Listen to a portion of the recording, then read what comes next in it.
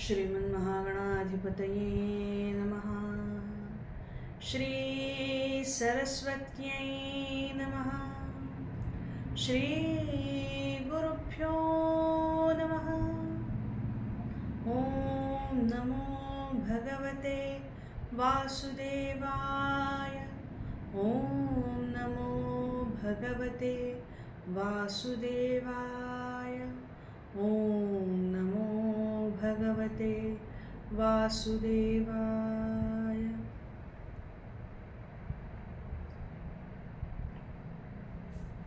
नमस्कार मंडळी.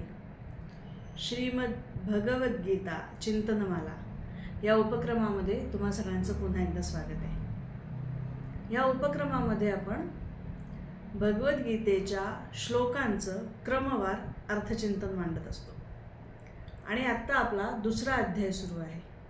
दुसऱ्या अध्यायातले 53 श्लोक आपले पाहून झालेले आहेत आणि ह्या श्लोकामध्ये आपण काय बघतो की 11व्या श्लोकापासून 53व्या श्लोकापर्यंत भगवंत सलग बोललेत. मध्ये एकही श्लोक अर्जुनाच्या तोंडी नाही आहे.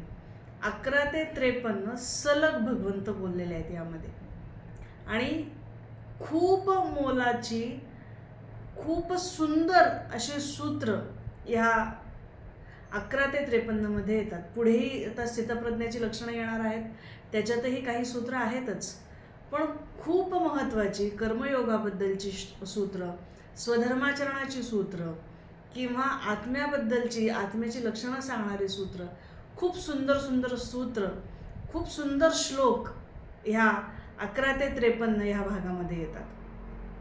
म्हणजे इतके सुंदर श्लोक आहेत नाही की यामधला एक एक श्लोक घ्यावा आणि त्याचं अर्थचिंतन करत बसावं. आयुष्यभर एक श्लोक आयुष्यभर पुरेल इतका ताकदीचा श्लोक आहे.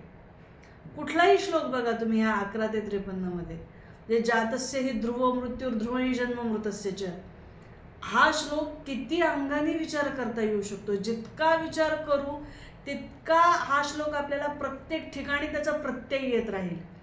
छोट्या छोट्या गोष्टीमध्ये ह्या श्लोकाचा प्रत्यय आपल्याला येत राहील किंवा प्रत्येक क्षणाला मात्रा स्पर्श असतो कौंतेय शीतोष्ण सुख दुःखदा, हा श्लोक जो आहे प्रत्येक क्षणाला आपल्यासाठी धावून येणार आहे. प्रत्येक क्षणामध्ये आपल्याला स्थिर ठेवण्यासाठी हा श्लोक मदत करणार आहे. म्हणजे इतके सुंदर श्लोक आहेत ना. किंवा वासांसी जीर्णानी यथा विहाय किंवा नैनैन छिंदन्ति शस्त्राणी, हे सगळे जे श्लोक आहेत ना, हे एकेका श्लोकाचं संपूर्ण आयुष्य चिंतन करावं इतक्या ताकदीचे श्लोक आहेत. इतके सुंदर श्लोक भगवंतांनी दिलेले आहेत. खूप आहेत. स्वधर्माचरणाच्या ह्याच्यात पण अगदी याच्यातला खरं तर कुठलाही श्लोक, सुखदुःखे समे कृत्वा लाभा लाभो जया जयो, हा श्लोक जर आपल्या आचरणामध्ये उतरला तर दुःख आपल्याला आपल्या वाटेला फिरकणार सुद्धा नाही. कारण त्यामध्ये शांत कसं राहायचं आहे किंवा त्यामध्ये माइंडसेट आपला कसा असायला पाहिजे हे भगवंतांनी सांगितलेलं आहे. खूप छान छान श्लोक आहेत. किंवा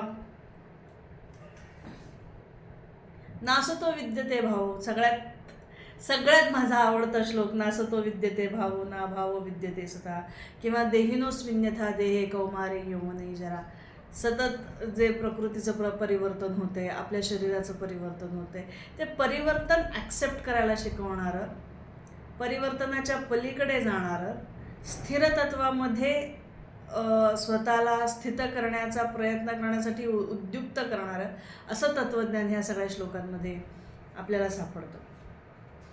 आणि कर्माबद्दलची महत्त्वाची सूत्र 47व्या श्लोकापासून आपण बघितली.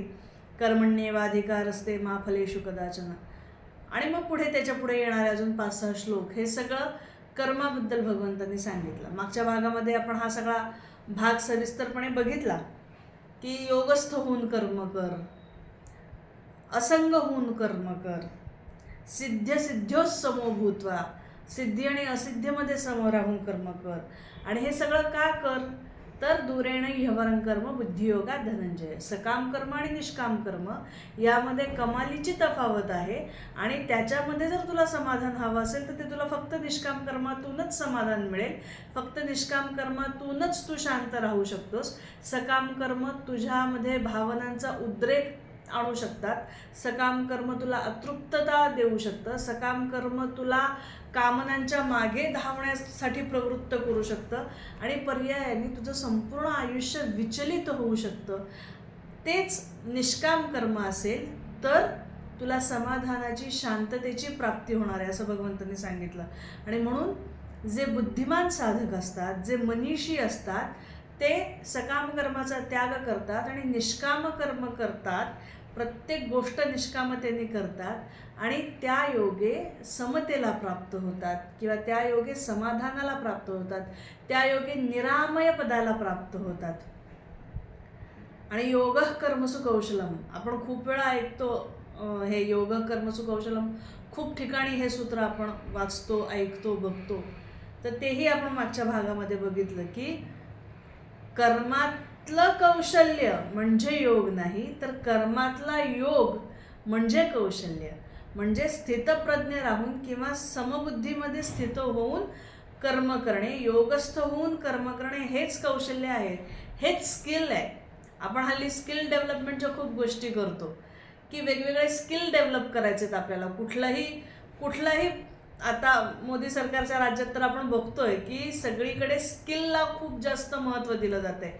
सरकारतर्फे सांगितलं जाते की स्किल डेव्हलप करा, तुमच्यातल्या वेगवेगळ्या सुंदर सुंदर स्किल डेव्हलप करा, त्या योगे आत्मनिर्भर व्हा. आणि भगवंतांनी हे केव्हा सांगितलंय? स्किल काय आहे? स्थितप्रज्ञ राहा, समबुद्धीमध्ये राहा आणि ते स्किल डेव्हलप करा आणि तुम्ही आत्मनिर्भर व्हाल, आत्म्यावरच निर्भर व्हाल. स्वतःच आत्मन्येव आत्मना तुष्टच, आज येणारच आहे तो श्लोक. स्वतःच्या आत्म्यामध्येच तुम्ही कसं संतुष्ट राहाल, आत्म्यावरच निर्भर कसं राहाल, आत्मनिर्भर कसं व्हाल स्किल डेव्हलपमेंटनी, हे भगवंतांनी सांगितलंय. आणि सगळ्यात शेवटच्या 2 श्लोकामध्ये मागच्या भागात आपण असं बघितलं की भगवंत म्हणाले यदा ते मोह कलिलम बुद्धिर्व्यतितरिष्यति. मोहाच्या दलदलीच्या चिखलाच्या बाहेर जेव्हा तुझी बुद्धी जाईल तेव्हा तुला समाधान प्राप्त होईल. तदा गंतासी निर्वेदम श्रोतव्यस्य श्रुतस्य, तेव्हा तू निर्वेद होशील. आपण बघितला हा भाग. श्रोतव्यस्य श्रुतस्य, ऐकलेल्या आणि ऐकायला येऊ शकणाऱ्या, समजणाऱ्या सगळ्या गोष्टी ज्या कंडिशनिंग करतात तुमच्या मेंदूचं, ज्या तुम्हाला एका ठराविक पद्धतीने विचार करण्यासाठी बांधील करतात, त्या सगळ्या गोष्टी प्रोसेस ऑफ अनलर्निंग करायचे. जे शिकलेलं आहे, अहंता ममता जी सगळी शिकलेली आहे समाजाकडून, कुटुंबाकडून, ती सगळी सोडण्याचं काम करायचे. निर्वेद व्हायचे. वेद म्हणजे जाणणे आणि निर्वेद म्हणजे जाणलेलं सोडणे. तर मोहाच्या पार जायचं असेल तर जे काही कंडिशनिंग आधी झालेलं आहे ते सगळं सोडायचं आणि पुढे जायचं. आणि जेव्हा तुम्ही असं कराल तेव्हा श्रुतिविप्रतिपन्ना ते यदा स्थास्यते निश्चला. आणि वेगवेगळ्या गोष्टी ऐकून गोंधळलेली बुद्धी तुझी जेव्हा ह्या सगळ्या ऐकीव गोष्टींच्या पलीकडे जाईल तेव्हा समाधावचला बुद्धिस्तदा योगम वापससी, तेव्हा तू परमात्म्यामध्ये स्थित होऊ शकशील आणि तेव्हा तू योगाला प्राप्त होशील. समबुद्धीमध्ये काम करताना काय केलं पाहिजे, कसं वागलं पाहिजे, हे सगळं भगवंतांनी या शेवटच्या 7-8 श्लोकांमध्ये सांगितलं. आणि आता एवढा सगळा भाग सलग आपण एकेका एपिसोडमध्ये काही श्लोक घेतोय, पण भगवंत तिथे वन टेक झालेलं आहे सगळं. हे काही ह्या शुक्रवारी थोडं आणि पुढच्या शुक्रवारी थोडं किंवा 15 दिवसांनी, जसं आपला आता खरं तर एपिसोडला वेळ होतोय माझ्याकडून, बाहेर गेलो ते त्यामुळे, पण ह्या आठवड्यात थोडं, पुढच्या आठवड्यात थोडं, पुढच्या महिन्यात थोडं, असं थोडं थोडं नाही सांगितलंय ना भगवंतांनी, सलग सांगितलंय. सलग 11 ते 53 श्लोक, इतके हेवी श्लोक, इतके कॉन्सन्ट्रेटेड, इतके सुंदर, सर्वांग सुंदर, तत्वज्ञानाने पूर्ण भरलेले, याच्या पलीकडे खरं तर काहीच उरत नाही. इतकं कॉन्सन्ट्रेटेड नॉलेज भगवंतांनी सगळंच्या सगळं अर्जुनाच्या हाती देऊ केलं आणि सांगितलं आता फक्त मोहाच्या पलीकडे जा आणि ह्या मिळालेल्या ज्ञानाचा वापर कर आणि शांत राहून तुझं कर्म कर, एवढं सगळं सांगितलं. पण इथे पण आहे म्हणूनच पुढचे 700 श्लोक किंवा पुढची गीता झालेली आहे. अन्यथा अर्जुनाचं काम इथंच जर झालं असतं तर पुढच्या गीतेची गरजच नव्हती. पण जेव्हा मनुष्य, मागेही आपण बोललो होतो हा विषय, की जेव्हा शोकग्रस्त आणि मोहग्रस्त असतो तेव्हा कितीही चांगलं नॉलेज लगेच मिळालं तरी ते ग्रहण करण्याची मानसिकता मनुष्याची तेव्हा नसते. म्हणून इतकं सुंदर चांगलं नॉलेज सगळं मिळाल्यानंतर सुद्धा अर्जुनाला अजून ते काही कळलं नाही आहे. ऐकलंय त्यांनी सगळं, पण ऐकणं आणि कळणं ह्याच्यातला फार मोठा भेद आहे. त्याला कळलं नाही आहे अजून. आणि म्हणून त्याच्या पुढचा प्रश्न आता अर्जुन विचारणार आहे. आपण आधी आजचे श्लोक म्हणूयात आणि मग काय प्रश्न विचारलाय आणि कुठल्या मनोभूमिकेतनं विचारलाय ते आपण बघूयात. तर आजचे श्लोक असे आहेत. 54व्या श्लोकापासून आज आपण सुरुवात करतोय. श्लोक असे आहेत. अर्जुन उवाच स्थितप्रज्ञस्य का भाषा समाधिस्थस्य केशव स्थितधीः किं प्रभाषेत किमासीत व्रजेत किम्. श्रीभगवानुवाच प्रजहाति यदा कामान् सर्वान् पार्थमनोगतान् आत्मन्येवात्मना तुष्टः स्थितप्रज्ञस्तदोच्यते. दुःखेष्वनुद्विग्नमनाः सुखेषु विगतस्पृहः वीतरागभयक्रोधः स्थितधीर्मुनिरुच्यते. यः सर्वत्रानभिस्नेहस्तत्तत्प्राप्य शुभाशुभम् नाभिनन्दति न द्वेष्टि तस्य प्रज्ञा प्रतिष्ठिता. अर्जुन उवाच. अर्जुन म्हणाला. आता अर्जुन पहिल्या अध्यायात आपण बघितलं खूप बोललाय, सगळं स्वतःबद्दल बोलतोय. तो खूप बोललाय पण सगळं स्वतःबद्दल बोललाय. माझे नातेवाईक, माझं राज्य, माझे गुरुजी, माझे आजोबा, ह्या सगळ्यावर खूप बोललाय तो. माझे पूर्वज किंवा क्षत्रिय स्त्रिया, माझे कुळधर्म कुळाचार, ह्या सगळ्यावर बोललाय. आणि आता काही गॅप नंतर अर्जुन पहिला प्रश्न करतोय. आणि आता फक्त ह्याच्यात समाधानाची गोष्ट एवढीच की आता मी माझं ह्याच्या पलीकडे जाऊन अर्जुन काहीतरी विचारतोय. आता तो पूर्ण जरी त्याला कळलं नसलं भगवंत काय सांगतात ते, पण आता त्याला जाणून घ्यायचा मात्र प्रयत्न करायचा आहे. त्याच्यामुळे तो आता मी माझं हे सगळं सोडतोय मागे आणि आता ह्या ज्ञानामध्ये प्रवेश करण्याचा तो विचार करतोय. आणि म्हणून त्या दृष्टीने तो प्रश्न विचारतोय. पण तरीसुद्धा प्रवेशाची अगदी प्राथमिक पायरी आहे अर्जुनाची ही. त्याच्यामुळे तो अगदी बेसिक प्रश्न विचारतोय. काय विचारलंय त्यांनी? अर्जुन उवाच. अर्जुन म्हणाला स्थितप्रज्ञस्य का भाषा समाधिस्थस्य केशव. स्थितप्रज्ञस्य का भाषा. भाषा म्हणजे परिभाषा, म्हणजे व्याख्या, की हे केशव स्थितप्रज्ञाची व्याख्या काय आहे. समाधिस्थस्य केशव, जो समाधीमध्ये स्थित असतो, जो स्थिर असतो, जो स्थिर बुद्धीचा असतो, त्याची परिभाषा काय आहे, त्याची व्याख्या काय आहे. आणि पुढे म्हणालाय स्थितधीः किं प्रभाषेत. धी म्हणजे बुद्धी, स्थितधी म्हणजे स्थिर बुद्धीचा मनुष्य किं प्रभाषेत. प्रभाषेत म्हणजे बोलतो कसा. किं आसीत बसतो कसा. व्रजेत किं चालतो कसा. म्हणजे काय विचारलंय की स्थितप्रज्ञाची लक्षणं काय आहेत, त्याची व्याख्या काय आहे, तो बसतो कसा, तो चालतो कसा, तो बोलतो कसा.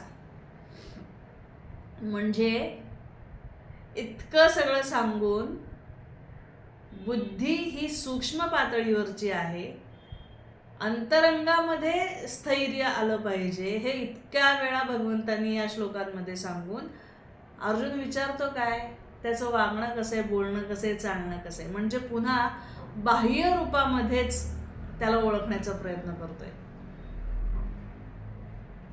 स्थूल रूपाने स्थितप्रज्ञ ओळखता येईल का, किंवा स्थितप्रज्ञ ओळखता येऊ शकत असेल असं अर्जुनाला वाटतंय. आणि म्हणून स्थूल रूपाने स्थितप्रज्ञाला कसं ओळखायचं. मुळात स्थितप्रज्ञता ही सूक्ष्म अवस्था आहे, स्थूल रूपामध्ये तुम्हाला समजूच शकत नाही. अन्यथा किती विनोदास्पद आहे की अर्जुन कोणाला विचारतोय? हे कृष्णाला विचारतोय, जो मूर्तिमंत स्थितप्रज्ञ समोर उभा आहे, जो अखंड स्थिर आहे, जो सगळं करून नामानिराळा आहे, त्यालाच, त्या कृष्णालाच अर्जुन असं विचारतोय स्थितप्रज्ञ असतो कसा? म्हणजे सरळ सरळ तो म्हणतोय की तू तर नाही आहेस स्थितप्रज्ञ. आपल्या पातळीवरनं जर अर्जुनाला हे मान्य असतं, माहीत असतं की भगवंत किंवा माझ्या समोर उभा असलेला हा कृष्ण, कारण तो भगवंत म्हणून बघतच नाहीये ना अजून, तो तिथे फक्त एक सखा म्हणूनच बघतोय ना. आणि हा माझ्या समोर उभा असलेला सखा, ह्यांनी इतके उद्योग केलेत लहानपणापासून, ह्यांनी इतक्या खोड्या केलेल्या आहेत लहानपणापासून, हा स्थितप्रज्ञ कसा असू शकतो? म्हणून त्यालाच विचारतोय की स्थितप्रज्ञ कसा असतो.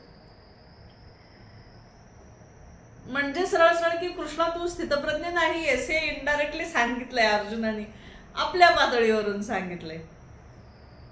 विवेकानंदांना एकदा असाच प्रश्न पडला होता. विवेकानंद जेव्हा कॉलेजमध्ये होते, फर्स्ट इयरला होते, आणि त्यांचे एक शिक्षक होते, प्रिन्सिपल हेस्टी त्यांचं नाव, आणि ते कविता शिकवत होते. आणि कविता शिकवताना ते म्हणाले की त्या कवितेमध्ये असा उल्लेख होता की निसर्गाचं सौंदर्य बघून किंवा रमणीय निसर्ग बघून कवी समाधिस्थ झाला. आणि हे वाक्य ऐकल्यानंतर आता विवेकानंद हे त्यांचं नंतर मिळालेलं त्यांना नाव होतं संन्यासानंतर, पण आधी त्यांचं नाव होतं नोरेन. बंगाली भाषामध्ये आपण नरेन म्हणतो, पण बंगालीमध्ये त्याचा उच्चार नोरेन असा होतो. तर नोरेन उभा राहिला आणि त्यांनी विचारलं की सर, समाधी म्हणजे काय आणि समाधिस्थ होणे म्हणजे काय?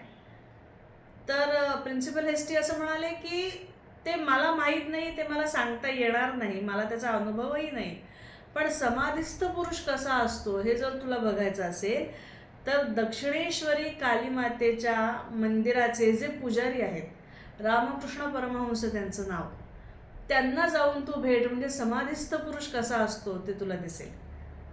आता इथे कृष्णाच्या समोर प्रत्यक्ष योगेश्वर उभा असताना सुद्धा, सगुण रूपातला योगेश्वर प्रत्यक्ष उभा असताना सुद्धा अर्जुनाला ते ओळखता आलेलं नाहीये.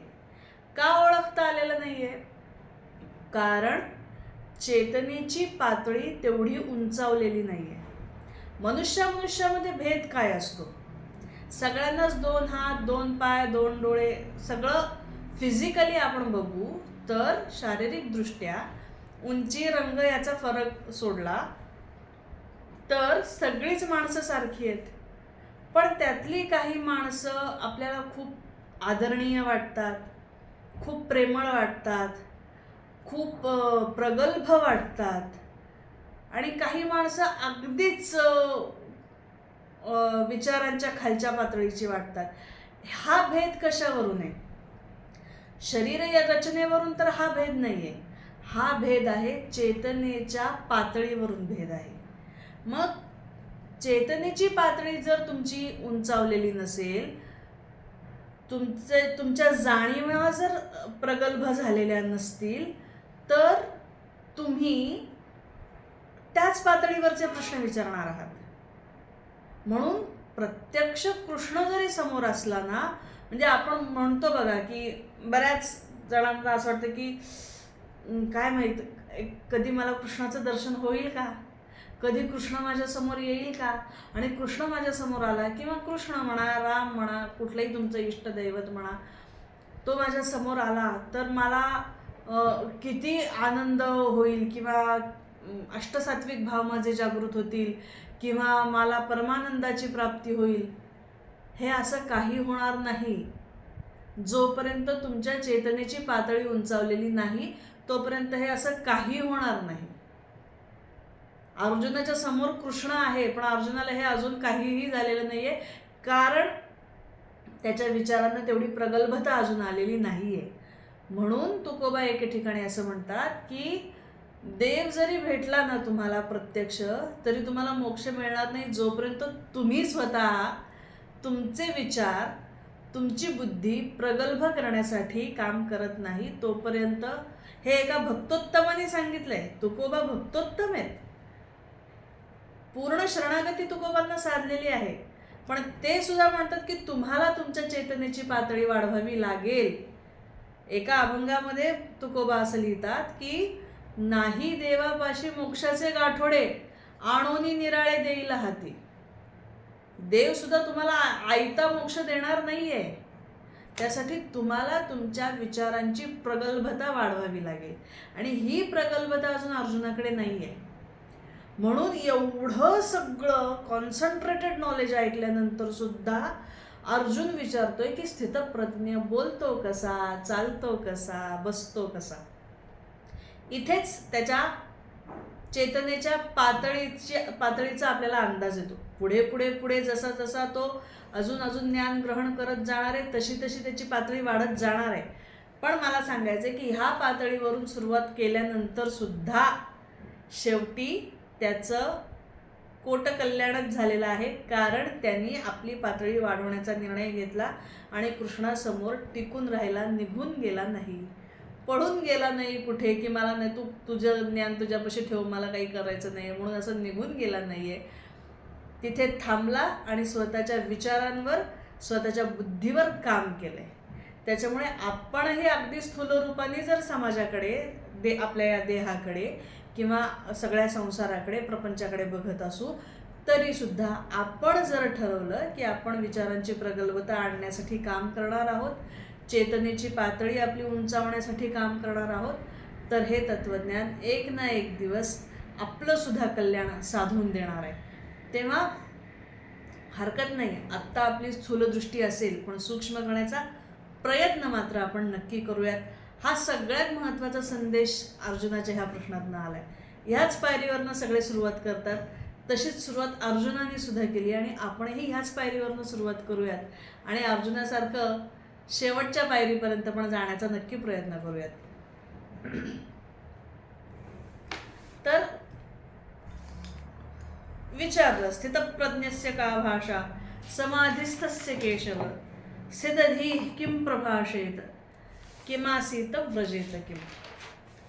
कसा बोलतो, कसा वागतो, बाह्य रूपाने विचारलं. पण भगवंत आहेत, भगवंत अंतरातल्याच सगळ्या गोष्टी सांगणार आहेत आता इथून पुढे. कारण स्थितप्रज्ञ बाहेरून कसा ओळखता येईल ना, बुद्धीची पातळी बाहेरून ओळखता येत नाही. म्हणून आता इथून पुढच्या 18 श्लोकांमध्ये भगवंत स्थितप्रज्ञेची लक्षणं सांगणार आहेत. ज्याची बुद्धी स्थिर आहे, ज्याची प्रज्ञा स्थिर आहे, असा मनुष्य कसा असतो ह्याची सगळी लक्षणं आता पुढच्या 18 श्लोकांमध्ये भगवंत सलग सांगणार आहेत. आणि ही अंतरंगातली लक्षणं आहेत, स्थितप्रज्ञेची लक्षणं आहेत. अर्जुनाने जरी बाह्य स्वरूप विचारलं, कारण कसं आहे, अंतरीचे धावे स्वभावे बाहेर, आत जे असतं ना ते बाहेर येतं. बाहेरून तुम्ही आचरणामध्ये बदल करून आत बदल घडत नाही. आत्ता कलियुगामध्ये आपण तेच बघतोय. साधूचा वेश असतो पण साधूचा अंतरंग असतंच असं नाही. अंतरंग साधूचं व्हायला पाहिजे, मग नंतर बाहेर साधूचा वेश असू दे किंवा नसू दे. त्यामुळे आत, स्वतःच्या आत काय बदल व्हायला पाहिजे किंवा स्थितप्रज्ञाच्या आतलं वातावरण कसं असतं थोडक्यात भगवंत सांगतात. म्हणून स्वाध्याय परिवाराचे जे सर्वेसर्वा परमपूज्य पांडुरंग शास्त्री आठवले, दादा म्हणतात त्यांना सगळे प्रेमाने, तर दादांनी असं सांगितलं की हे जे 18 श्लोक आहेत, आता श्री भगवान उवाच 55 श्लोकापासून सुरू होतं, हे जे पुढचे 18 श्लोक आहेत, ह्याला ते गीतेचं ध्येय दर्शन असं म्हणतात. ध्येय दर्शन म्हणजे ही सगळी सिद्धाची पण लक्षणं आहेत आणि साधकाची पण. सिद्ध ह्या लक्षणाला प्राप्त झालेला आहे आणि साधकासाठी हे ध्येय आहे, इथपर्यंत पोचायचं आहे साधकाला. त्याच्यामुळे ही लक्षणं सिद्धासाठी पण उपयोगी आहेत आणि साधकासाठी पण उपयोगी आहेत. म्हणून याला ध्येय दर्शन असं म्हटलेलं आहे. आणि आता भगवंत बोलायला सुरुवात करतात स्थितप्रज्ञाबद्दल. स्थितप्रज्ञ इतका सुंदर शब्द आहे आणि हा शब्द भगवद्गीतेची देणगी आहे. ह्यापूर्वीच्या कुठल्याही ग्रंथामध्ये स्थितप्रज्ञ हा शब्द कुठेही वापरात आलेला नाही आहे. पहिल्यांदा हा शब्द आलेला आहे भगवद्गीतेमध्ये. त्यानंतर अनेकांनी हा शब्द वापरला, पण त्यापूर्वी कधीही कुठल्या ग्रंथामध्ये आपल्याला स्थितप्रज्ञ हा शब्द सापडत नाही. अतिशय सुंदर शब्द म्हटलाच की किती छान वाटतं. म्हणजे त्याच्यावरचे आघात आणि हे सगळं सुंदर पद्धतीने जर स्थितप्रज्ञ, आतूनच फ्रेश वाटतं, आतूनच छान स्ट्रॉंग फील येतं.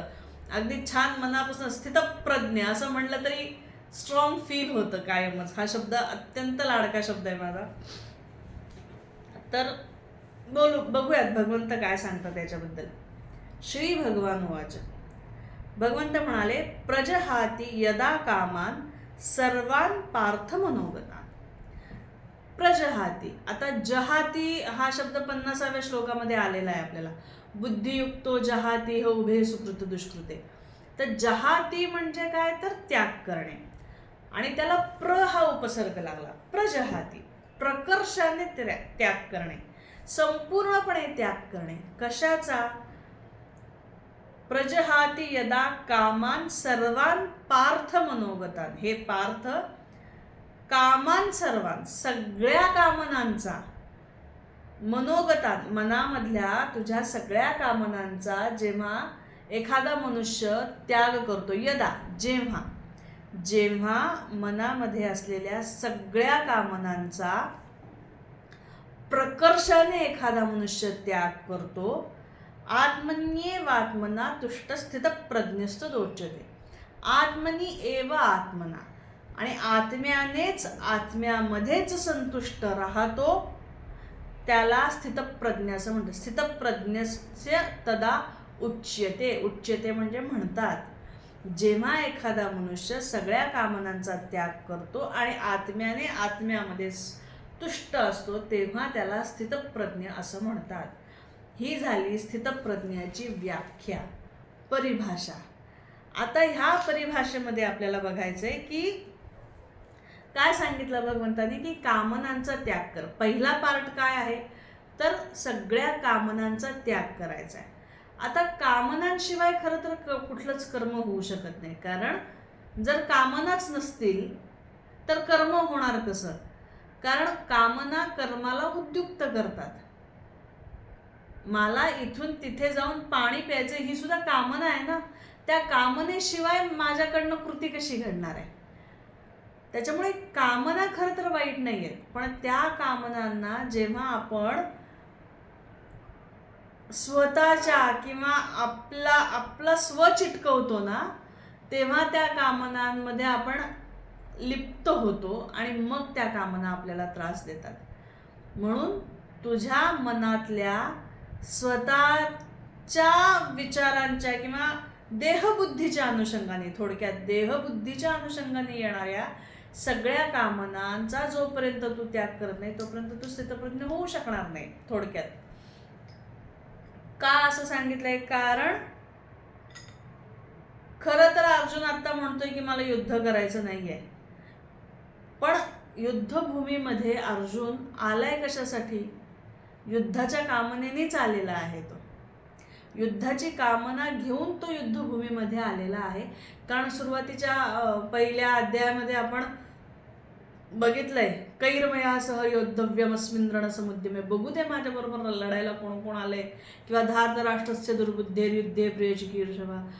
ते दुष्टबुद्धी धार्तराष्ट्र काय करतायत, कसे करतायत, बघू माझ्याबरोबर कोण कोण लढणार आहे, पाहून घेतो मी एकेकाला वगैरे, अशा थाटातच तो आलेला आहे. म्हणजे युद्धाच्या कामनेनेच तो आलेला आहे. आणि नंतर त्या कामना कंपित झाल्या, कारण त्या कामनांवर आघात झाला. कशाचा? भयाचा, मोहाचा. ह्याचा आघात त्याच्यावर झाला, दुःखाचा आघात त्याच्यावर झाला आणि त्याच्या भावना कंपित झाल्या. म्हणजे आत्ता तो जे म्हणतोय ना की मला युद्ध सोडून जायचं आहे, ते तात्पुरतं आहे.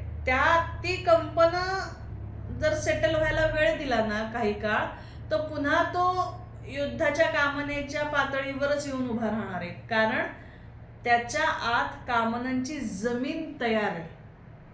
स्थितप्रज्ञ जो असतो त्याच्या आत कामनांचा बेसच नसतो.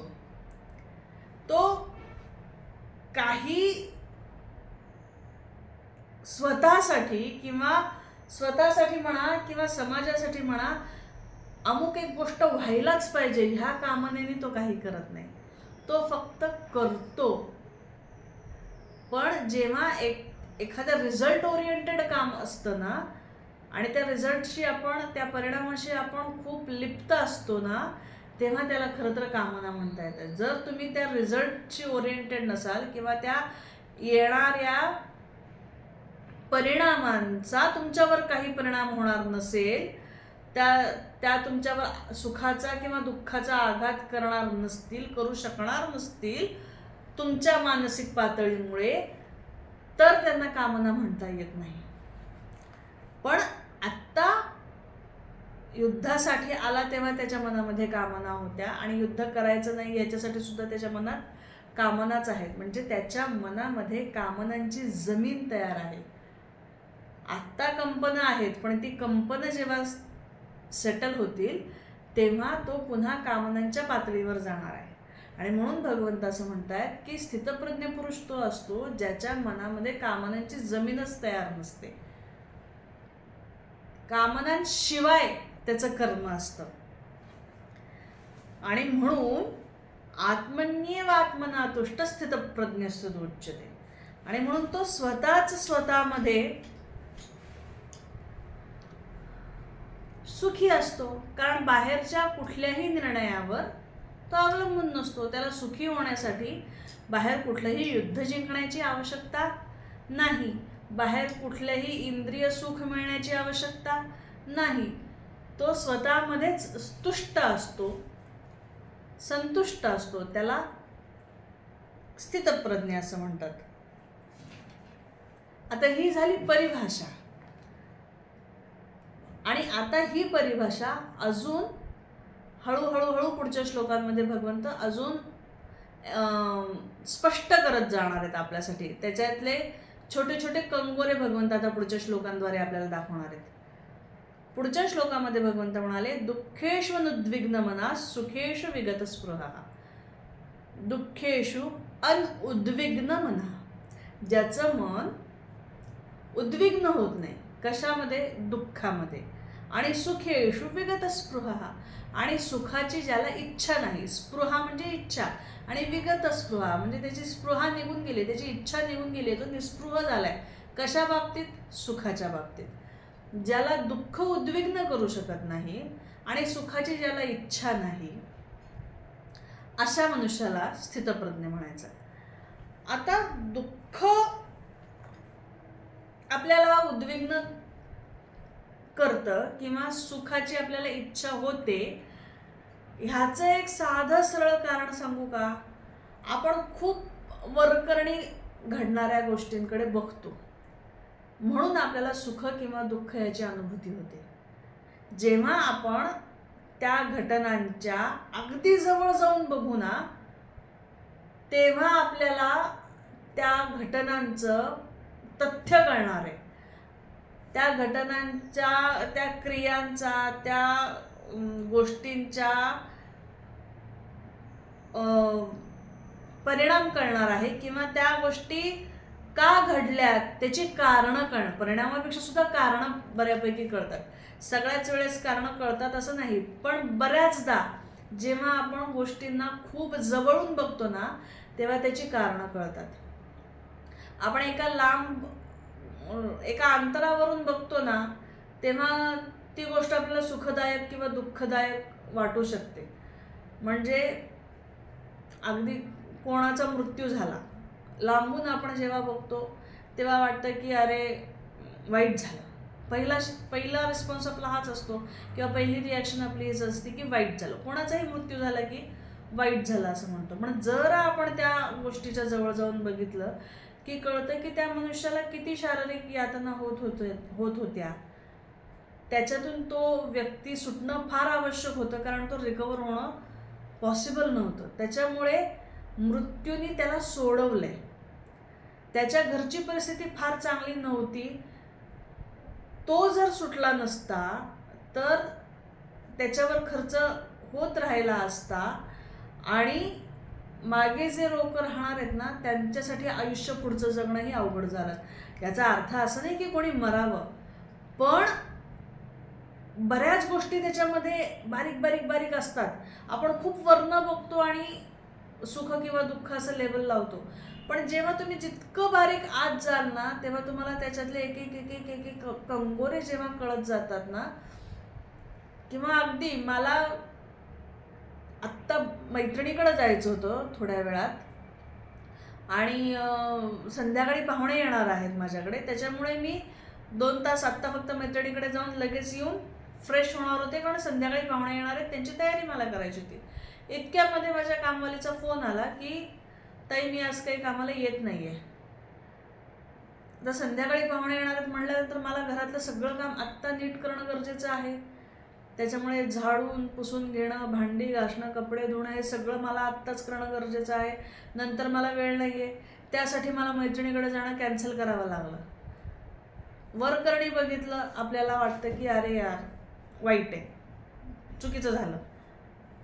पण नंतर मला 4 तासांनी अशी बातमी कळते की ज्या रस्त्यावरून मी जाणार होते त्या रस्त्यावर खूप मोठा ॲक्सिडेंट झाला त्याच वेळेला जेव्हा मी जाणार होते.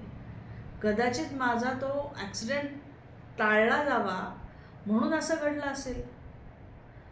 असे काही वेळेला काही गोष्टी आपल्याला कळतात की आता हा ॲक्सिडेंट झाला म्हणून मी घरात थांबले, घरातली कामं करत बसले, कामवालीने दांडी मारली म्हणून, आणि मी घरात थांबले आणि म्हणून त्यावेळेला मी तिथे उपस्थित नव्हते म्हणून मी त्याच्यातनं सुटले, हे मला एका ह्याने कळलं. पण अशा कितीतरी गोष्टी असतात ज्या आपल्याला कळतही नाहीत.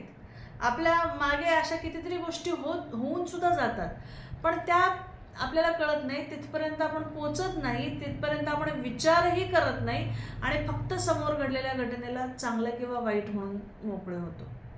पण जो स्थितप्रज्ञ असतो तो काहीही घडलं तरी त्याच्या मागचं कारण माहीत असो किंवा नसो, कारण ते प्रकृतीद्वारे येणार आहे म्हटल्यानंतर तो त्याच्यावर काहीही कमेंट पास करत नाही, त्याला कुठलंही लेबल तो लावत नाही. दुःखेषु नुद्विग्न मनः, दुःखामध्ये तो कोलमडून पडत नाही आणि सुखाची अपेक्षाही ठेवत नाही तो, कारण त्या गोष्टी पुन्हा आपल्या हातात नाही, जसं आपण मागच्या एका भागामध्ये म्हटलं होतं. आणि सुख आणि दुःख तुम्हाला तोपर्यंतच त्रास देतात जोपर्यंत तुम्ही लांबून त्याच्याकडे बघता.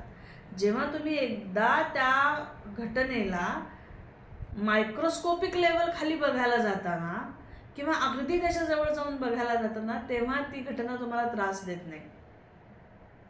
म्हणजे युद्धामध्ये रणगाडा असतो बघा, तो रणगाडा काय करतो की एका अंतरावर लांब बॉम्ब फेकतो, बॉम्बचा हल्ला करतो आणि तिथली सगळी जागा उद्ध्वस्त करतो. जोपर्यंत तुम्ही रणगाड्याच्या लांब आहात ना, रणगाड्यापासून लांब आहात ना, तोपर्यंत तुमच्यावर बॉम्ब पडण्याची भीती आहे. पण तेच तुम्ही काही युक्तिप्रयुक्ती करून रणगाड्याच्या जवळ गेलात आणि रणगाड्यावरच मांडी घालून बसलात तर तो रणगाडा आता तुम्हाला उद्ध्वस्त करू शकत नाही. जोपर्यंत तुम्ही लांब आहात तोपर्यंत रणगाडा तुम्हाला उद्ध्वस्त करेल, पण तुम्ही रणगाड्यावरच जाऊन बसलात तर आता काही केलं तरी रणगाडा तुम्हाला उद्ध्वस्त करू शकत नाही. तसं सुख आणि दुःख एका अंतरावरून तुम्ही जेव्हा बघता ना तेव्हा तुम्हाला ते सुख किंवा दुःख ह्या रूपामध्ये प्रतीत होतं. पण जेव्हा तुम्ही त्याला मायक्रोस्कोपिक लेवल खाली बघता, जेव्हा अगदी दुर्बीण घेऊन त्याच्यातल्या गोष्टी बघायला लागता आणि तेव्हा तुम्हाला कळते की अरे प्रकृतीच्या नियमाप्रमाणे हे होणारच आहे. मग त्याचं सुख किंवा दुःख दोन्हीही मानण्याची गरज नाही आहे आणि हे स्थितप्रज्ञाला माहिती असतं. आणि म्हणून दुःखेषु नुद्विग्न मनः सुखेषु विगतस्पृहा, दुःखामध्ये तो उद्विग्न होत नाही आणि सुखाची इच्छा तो पुन्हा पुन्हा धरत नाही. वीतराग भय क्रोध स्थितधीर मुनिरुच्यते. आणि जेव्हा तुम्हाला दुःखाने तुम्ही उद्विग्न होत नाही आणि सुखाची तुम्हाला इच्छा नाही असं जेव्हा होतं तेव्हा वीतराग भयक्रोध. वीत वीत म्हणजे निघून जाणे. काय काय निघून जातो तुमच्यापासून? तर राग, भय आणि क्रोध हे तुम्हाला सोडून निघून जातात. कारण सुख आणि दुःखाच्याच गोष्टींमुळे ह्या राग, भय, क्रोध आपल्याला येतं. आवडती गोष्ट झाली, राग म्हणजे मराठीतला राग नव्हे, हा राग म्हणजे संस्कृतमधला राग. तीव्र आवड किंवा आसक्ती म्हणजे राग. तर जेव्हा मला सुखाची इच्छा आहे, तेव्हा ते सुख मला पुन्हा पुन्हा पुन्हा मिळत राहावं ही आसक्ती आहे. जर मला सुखाची इच्छा नाही तर आसक्ती माझ्यामध्ये राहणार नाही. जर आसक्ती नाही तर ती ती गोष्ट माझ्यापासून निघून जाईल किंवा त्या गोष्टीचा अभाव मला सहन करावा लागेल, हे भय पण मला राहणार नाही. आणि माझ्या मनाविरुद्ध काही घडलं म्हणून मला क्रोधही येणार नाही. जेव्हा सुख आणि दुःखाकडे तुम्ही तटस्थपणे बघायला शिकता, तेव्हा राग, भय, क्रोध हे सगळंच तुम्हाला सोडून जातं. म्हणजे ह्या सगळ्याचा परिणाम तुमच्यावर होत नाही, ह्या सगळ्याचे आघात तुमच्यावर होत नाहीत. स्थितधीर वितराग भय क्रोध स्थितधीर मुनिरुच्यते. आणि अशा व्यक्तीला, जो स्थितधी आहे, ज्याची बुद्धी स्थिर आहे, त्याला मुनी असं म्हणतात. मुनी उच्यते म्हणतात, मुनी म्हणतात. आता मुनी हा शब्द दोन प्रकारे सांगितला जातो, की जो अंतरंगातल्या मौनामध्ये स्थित आहे त्याला मुनी म्हणतात, किंवा जो मननशील आहे त्याला मुनी असं म्हणतात. मग आजूबाजूला सगळ्या घडणाऱ्या घटनांचं जर तुम्ही मनन करत असाल, तटस्थपणे त्याच्याकडे पाहू शकत असाल, तटस्थपणे तुम्ही बघितल्यानंतर तुम्हाला लक्षात येत असेल की इथं वैयक्तिक काहीच नाहीये, सगळं प्राकृतिक, सगळ्यांच्या दृष्टीने सगळं चाललेलं आहे, वैयक्तिक माझा त्याच्याशी काही संबंध नाहीये, हे जेव्हा मननाद्वारे तुम्हाला लक्षात येतं आणि त्या मननाद्वारे जेव्हा तुम्हाला हे सगळं लक्षात येत जातं, तेव्हा तुम्ही हळूहळू तुमच्या अंतरंगातल्या मौनामध्ये स्थिरावायला लागतात. त्याला मुनी असं म्हणतात. संपूर्ण भगवद्गीतेमध्ये आपण भगवंतांनी बोलायला सुरुवात केली तेव्हा पण आपण पाहिलं होतं, पहिल्या 4 श्लोकामध्ये 5 वेळेला बुद्धी या शब्दाचा वापर केलेला आहे भगवंतांनी. बुद्धी, पंडा, प्रज्ञा, धी असे सगळे वापर केलेले आहेत शब्द भगवंतांनी सुरुवातीलाच अगदी. आणि पुढेही आपण बघणार आहोत. वेळोवेळी भगवंतांनी संपूर्ण भगवद्गीतेमध्ये जर सगळ्यात जोर कशावर दिला असेल तर चिंतनावर आणि मननावर दिलेला आहे. तुम्ही भगवद्गीतेचे श्लोक वाचता, पण त्याच्यावर जर तुमचं मनन होत नसेल, त्याच्यावर जर तुमचं चिंतन होत नसेल, तर काही त्याचा म्हणावा इतका किंवा नाही म्हटलं तरी चालेल, नाहीच उपयोग होणार त्याचा. कारण ह्या सगळ्या गोष्टी मननानेच तुम्हाला आतपर्यंत उतरवाव्या लागणार आहेत. अंतरंगातलं मौन साधण्यासाठी मौनाशिवाय किंवा मननाशिवाय पर्यायच नाहीये. तुम्ही वैखरी बंद ठेवू शकता. आता मौन हा विषय खूप वास्ट आहे, पुन्हा त्याच्यावर एक वेगळा अख्खा एपिसोड होईल, बघू पुन्हा केव्हा आले श्लोक तर त्या पद्धतीने बघू. मौन या विषयावर पण बोलू आपण डिटेल. पण वैखरीचं मौन तुम्ही साधू शकता, पण परेपर्यंतचं मौन जे आहे, 4 वाणी आहेत आपल्या, परा, पश्यंती, मध्यमा, वैखरी. वैखरीचं मौन तुम्ही साधता, प्रयत्न करता. कित्येक जण वैखरीचंही साधत नाहीत, अनावश्यक वायफळ बडबड बडबड बडबड करत राहतात. माझे गुरुजी अपामार्जने बुवा, ज्यांच्याकडे मी कीर्तनाचं शिक्षण घेतलं, जेव्हा कोणी असं अनावश्यक बडबड करायला लागला की म्हणायचे त्याला शाब्दिक वांती होती. शाब्दिक वांती होतीये त्याला, असं म्हणजे किती वायफळ बोलतो आपण, किती वायफळ बोलतो. आवश्यकता नाही, म्हणजे आपण आपल्या संपूर्ण आयुष्यामध्ये जेवढं बोलतो ना, त्याच्या 95% जास्त बोलण्याची गरजच नव्हती. ते नसतं बोललं तरी चाललं असतं. आणि उरलेल्या 5% 4% चुकीचं बोललेलो असतो आपण. इतकी आवश्यकता नसते, आपण एवढं बोलतो. म्हणून वैखरीचं मौन साधून फार उपयोग होत नाही, पण ती पहिली पायरी आहे. अर्थात वैखरीचं जरी मौन साधलं ना तरी आतलं मौन साधता आलं पाहिजे. आणि आतलं मौन साधण्यासाठी म्हणजे आतले विचारांचेच फ्रिक्वेन्सी कमी होण्यासाठी, आतल्या कंपनांची फ्रिक्वेन्सी कमी होण्यासाठी, आतल्या भावनांचे कल्लोळ कमी होण्यासाठी, जे कल्लोळ कमी होण्यासाठी जे मौन किंवा जे मनन आवश्यक आहे ना, ते आपल्याच्याने होत नाही. ते मनन केल्याशिवाय आतलं मौन स्थापित होणार नाही. आणि स्थितप्रज्ञाच्या अंतरंगामध्ये मौन स्थित झालेलं असतं. आतच त्याच्या भावनांचा उद्रेक कमी झालेला असतो आणि म्हणून बाहेरही तो मितभाषी असतो. अफाट बोलत नाही. बोलण्यावर खूप कंट्रोल केला पाहिजे. आपण पहिली पायरी येते आपल्यासाठी की बोलण्यावर कंट्रोल केला पाहिजे. आता कॉन्ट्राडिक्ट असं आहे की बोलू नका हेच मी किती वेळा बोलले नाही का. पण मौनाचं महत्त्व खूप आहे. पण ते बोलण्यासाठी सुद्धा किंवा ते सांगण्यासाठी सुद्धा आपल्याला भाषेचंच करावं लागतं. आता एपिसोडसाठी मी बोलतीये, पण जेव्हा गरज नाही तेव्हा बोलणं टाळण्याचा प्रयत्न करावा आणि मननाकडे जरा लक्ष द्यावं. आणि म्हणून जो मननशील आहे, जो सुखदुःखाकडे तटस्थपणे पाहू शकतो, त्याचे राग म्हणजे आसक्ती, भय आणि क्रोधसुद्धा त्याच्यापासून निघून जातात. म्हणजे त्याचा त्रास होत नाही, त्यांचे आघात त्याच्यावर होत नाहीत.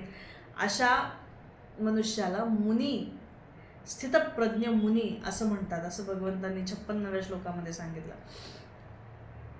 आणि पुढच्या श्लोकामध्ये भगवंत म्हणाले, यस् सर्वत्र अनभिस्नेहस्तत्तत् प्राप्य शुभाशुभ. यस् सर्वत्र अनभिस्नेह. स्नेह म्हणजे काय तर व्यक्तिगत माझी अटॅचमेंट एखाद्या गोष्टीशी, त्याला स्नेह असं म्हणतात. व्यक्तिगत मला एखादी गोष्ट माझी वाटते, पुन्हा देहबुद्धीमुळेच, त्याला स्नेह असं म्हणतात. पण हा जो स्थितप्रज्ञ ऋषी असतो, स्थितप्रज्ञ मुनी असतो, तो सर्वत्र अनभिस्नेह.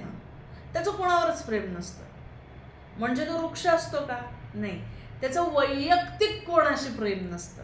त्याचं सगळ्यांवर सारखं प्रेम असतं. म्हणजे त्याचं सगळ्यांवर सारखं प्रेम असतं असं म्हटलं तरी चालणार आहे, आणि त्याचं कोणावरच प्रेम नसतं असं म्हटलं तरी चालणार आहे. दोन्ही एकच आहेत, एकाच नाण्याच्या दोन बाजू आहेत. तर वैयक्तिक कुठलीही अटॅचमेंट त्याला कुठल्याही व्यक्ती, वस्तू, घटना, परिस्थितीशी नसते. वैयक्तिक अटॅचमेंट कशाशीच नसते. निर्वैयक्तिक झालेला असतो तो. त्याच्यामुळे वैयक्तिक अटॅचमेंट कोणाशीच नसल्यामुळे तत्तत् प्राप्य शुभाशुभ. त्या वेळेला जेव्हा शुभ किंवा अशुभ घडतं, आता शुभ आणि अशुभ सुद्धा आपल्या दृष्टिकोनातून घडतं. स्थितप्रज्ञाच्या दृष्टीत शुभ अशुभ असं काही नाहीच. सगळंच न्यूट्रल आहे. ना शुभ आहे ना अशुभ आहे. कुठलीही गोष्ट शुभ म्हणून तो शिक्का मारत नाही, आणि कुठलीही गोष्ट, कारण एखाद्या गोष्टीला तुम्ही शुभ म्हटलात की त्याच्या विरुद्धातली गोष्ट आपोआपच अशुभ झाली. तुम्हाला अशुभ गोष्ट डिक्लेअर करावी नाही लागत. तुम्ही एक गोष्ट उजेड चांगला म्हटलं की अंधार वाईट झाला, काळं चांगलं, पांढरं चांगलं म्हटलं की काळं वाईट झालं. म्हणजे एका गोष्टीला जेव्हा तुम्ही शुभ म्हणता तेव्हा दुसरी गोष्ट, त्याच्या अपोजिट दुसरी जी गोष्ट असते ती आपोआपच अशुभ कॅटेगरीमध्ये जाते. पण वैयक्तिक स्नेह, त्याचा वैयक्तिक कुठलंही मत त्याचं एखाद्या गोष्टीला शुभ मानत नाही, त्याच्यामुळे अशुभही मानत नाही. त्याच्यामुळं आलेल्या गेलेल्या प्रत्येक घटनेकडे तो न्यूट्रल नजरेने बघतो.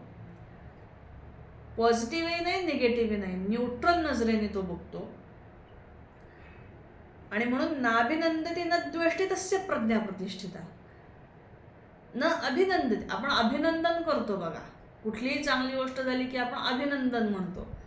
आता अभिनंदन म्हणजे काय तर सेलिब्रेशन. थोडक्यात एखाद्या गोष्टीला सेलिब्रेट करायचं असेल, एखाद्याचा सोहळा असेल तर आपण अभिनंदन म्हणतो. आणि द्वेष्टी, एखाद्याचा तिरस्कार करणे.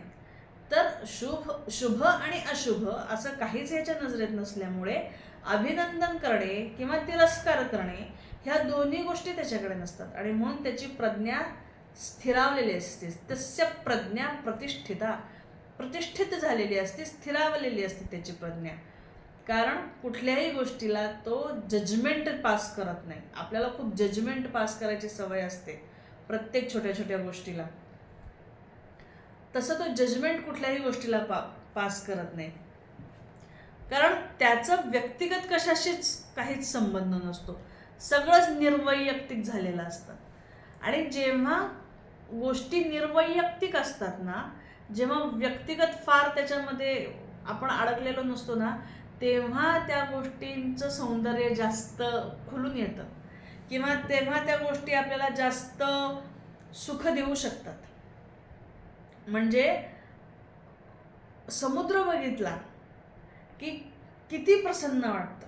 आत्ता मागच्या 8 दिवसापूर्वी हरिद्वार ऋषिकेशला परमेश्वर कृपेने जाणं झालं. काय सुंदर गंगेचा प्रवाह, किती सुंदर ते डोंगर, इतके छान डोंगर, त्या डोंगरामधून खळाळणारी गंगा, स्वच्छ सुंदर खळखळ करत वाहणारी. इतकं मन प्रसन्न झालं ते बघून, इतकं प्रसन्न झालं. का प्रसन्न झालं? कारण त्याला मी काही वैयक्तिक लेबलच लावू शकले नाही. ही गंगा माझी असं कसं म्हणता येईल, किंवा ही नदी माझी, हा पर्वत माझा, हा समुद्र माझा. मला त्याला वैयक्तिक करता येत नाही. मला त्याच्यावर वैयक्तिक पकड घेता येत नाही.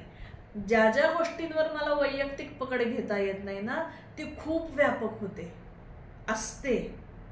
आणि मग त्या व्यापकतेमुळे तुम्हाला आनंद मिळतो.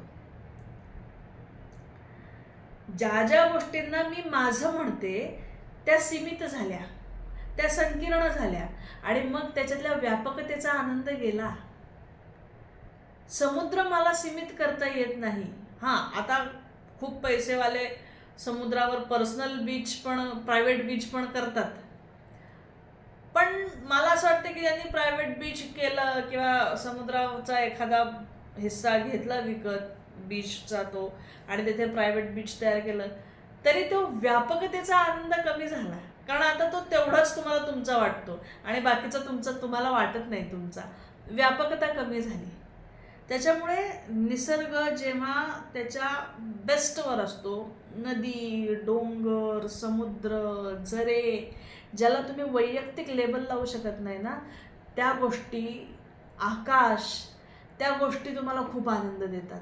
ग्रह, तारे, नक्षत्र, चांदण्या, आकाशभर पसरलेल्या चांदण्या तुम्हाला आनंद देतात.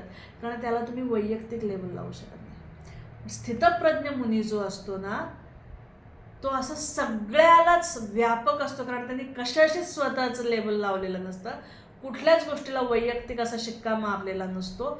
आणि म्हणून ज्ञानोबा म्हणू शकतात, हे विश्वची माझे घर.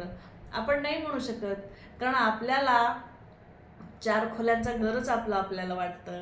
आपल्याला सगळं घर आपलं वाटत नाही, कारण आपण माझं ह्या कॅटेगरीमध्ये 4 खोल्यांचा ब्लॉकच आपला वाटतो.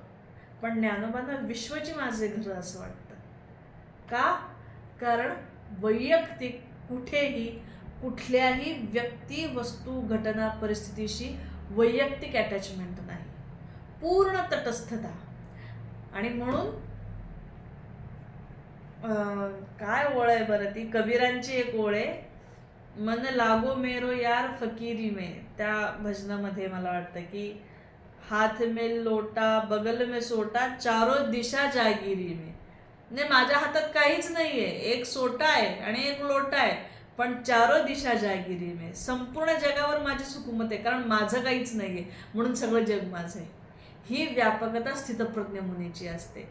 आणि म्हणून ते ह्या सगळ्या गोष्टींमध्ये तो तटस्थपणे राहू शकतो आणि तरी सगळ्याचा आनंद घेऊ शकतो. आणि आपल्या संकीर्णतेमुळे आपण कशाचाच आनंद घेऊ शकत नाही आणि सुखदुःखाच्या हिंदोळ्यावर सारखे झुलत राहतो. म्हणून ही स्थितप्रज्ञाची, सिद्धाची लक्षणं आहेत.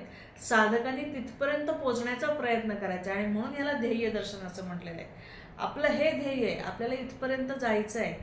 कसं जायचं आहे, स्टेप बाय स्टेप आपल्याला भगवंत गाईड करणारच आहेत. पण ते ऐकून, त्याच्यावर मनन करून, त्याच्यावर चिंतन करून ते आपल्यामध्ये कसं आणता येईल ह्याच्यासाठी मात्र आपल्याला प्रयत्न करायचा आहे. कारण तुकोबा म्हणले तसे, नाही देवाजवळी मोक्षाचे गाठोडे, आणूनी निराळे देईल हाती. तुमचा तुम्हालाच प्रयत्न करावा लागणार आहे. तो प्रयत्न मात्र करायचा आहे, ह्या दिशेने आपल्याला जायचं आहे, एवढं लक्षात ठेवायचं. आणि एकेका श्लोकांचं चिंतन मनन करत राहायचं. आणि हे कसे गुण आपल्यामध्ये डेव्हलप होतील, ही तटस्थता आपल्यामध्ये कशी येईल, ह्याचा थोडासा प्रत्येकाने आपल्या पातळीवर विचार करायचा आहे.